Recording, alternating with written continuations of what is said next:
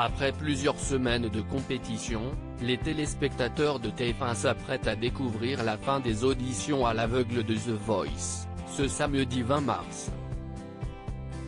Depuis son lancement début février, la 10e saison du télécrochet bat son plein, avec 5,6 millions de téléspectateurs réunis devant leur poste de télévision samedi 13 mars dernier. À l'occasion des Battles qui débarquent bientôt, Amel Bent a accordé un entretien au journal du Parisien.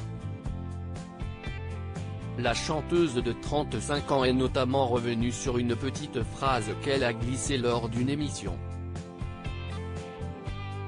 Après que Vianney ait comparé leur duo à celui de Timon et Pumba du Roi Lion, Amel Bent avait répondu « Je veux juste savoir un truc, si est très important pour moi », s'adresse-t-elle à son collègue.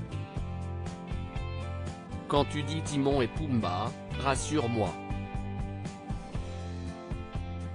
Cela fait 3 semaines que je ne mange pas, je refuse d'être Pumba », avait-elle lancé en rigolant.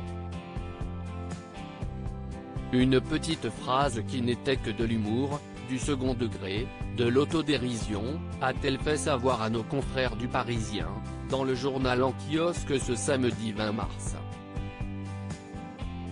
Amel Bent se confie sur sa perte de poids progressive en toute transparence. Amel Bent est revenue sur sa perte de poids, un retour à la féminité sur lequel elle s'était confiée auprès de Téléstar.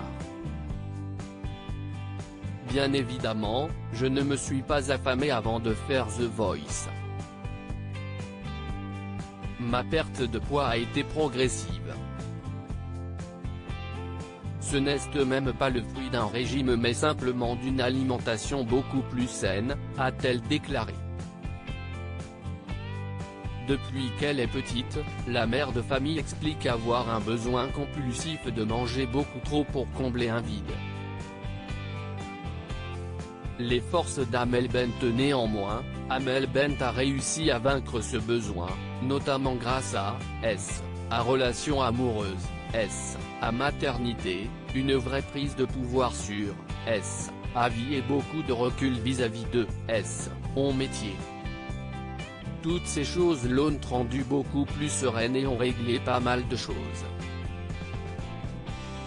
Enfin, ce combat personnel, Amel Bent souhaite aussi le transmettre à ses 2 filles, Sophia âgée de 5 ans et Anna âgée de 4 ans. Être maman m'a obligée à régler beaucoup de problèmes, notamment le désamour que je pouvais ressentir à mon égard, conclut-elle.